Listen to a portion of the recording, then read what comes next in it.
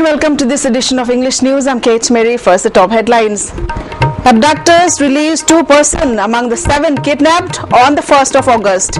Massive manhunt on to rescue the remaining 5. Now the news in detail. While a massive manhunt is on to rescue the abducted IFCD officials, 2 of the 7 kidnapped persons were released safely at an undisclosed location. The 2 persons released are Kolkata-based engineers Abhijit Sinha, age 53, and Devjit Sinha, age 25, from RN C9 Company Limited.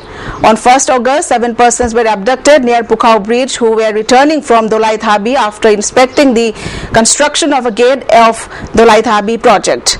The kidnapped persons are IFCD officers S.E. Karunacharya Singh, E.E.N. Suchandra, and contractor Sanayama, 2 drivers of IFCD and Abhijit and Devjit. The 2 engineers, contractor, and the 2 drivers are yet to be released safely. Speaking to media persons at an undisclosed location in Imphal, Abhijit and Devjit recounted their story. They said that they were kidnapped on their way back after putting up the gate at Dolai Thabi Dam along with inspecting the Dolai Thabi Dam project. Speaking to media persons, Abhijit said they were treated well and were not tortured at all. He further said at around 4:30 a.m. in the morning they were released. A jeep was arranged by the abductors where both of them travelled for around 1.5 hours.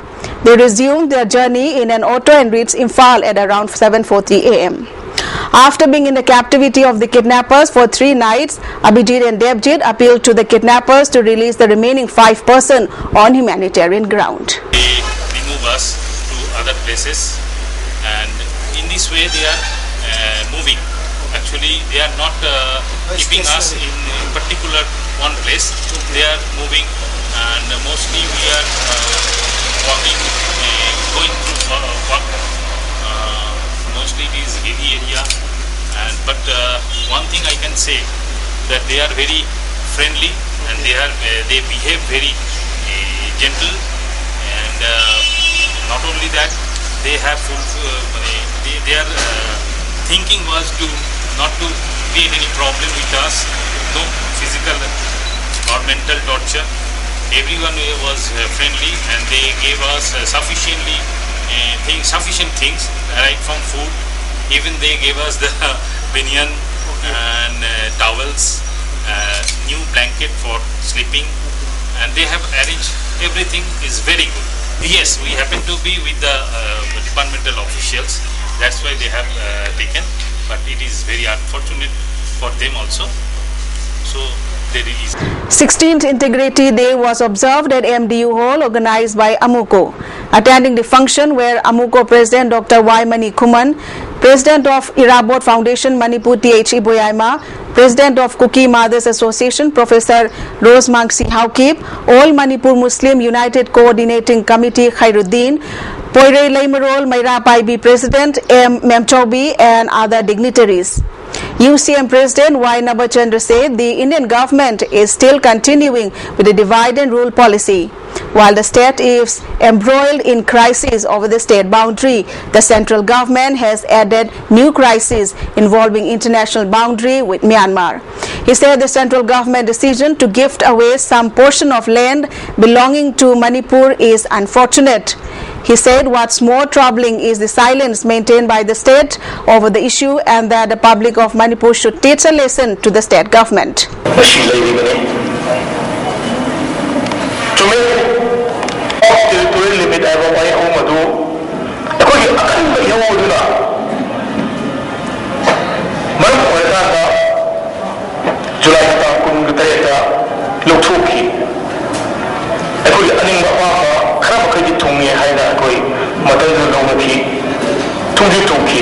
Dr. Dhanabir Laishram, speaking during the function, said separate agitation by Meitei, separate agitation by Kuki, and separate agitation by Naga will not bring any result. He further said no uprising or revolution on earth has succeeded which has been based on individual gains, based on religion, fanaticism, and which indulges in violence like kidnapping and killings. Dr. Dhanabir Laishram also said if central government succeeds in breaking up large states into smaller ones with the aim to provide equal opportunities to all its citizens, then it is a good thing. If the government still fails to provide equal opportunities, then it will be unfortunate.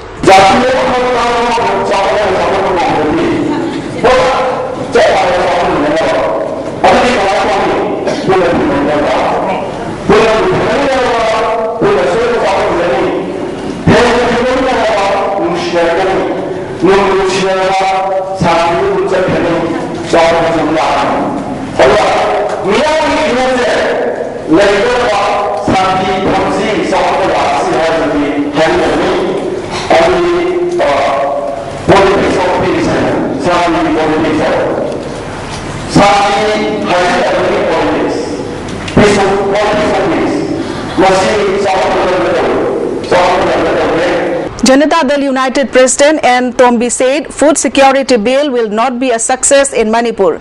Speaking to media persons at the party office, JDU President further said the fencing process at Indo-Myanmar border should be stopped immediately. Also attending a press meet, Sobha Kiran of MPP said an all-political party meet was held yesterday with the recent developments in the state. He said representatives of 11 political parties attended the meet during the various issues of the state was minutely discussed.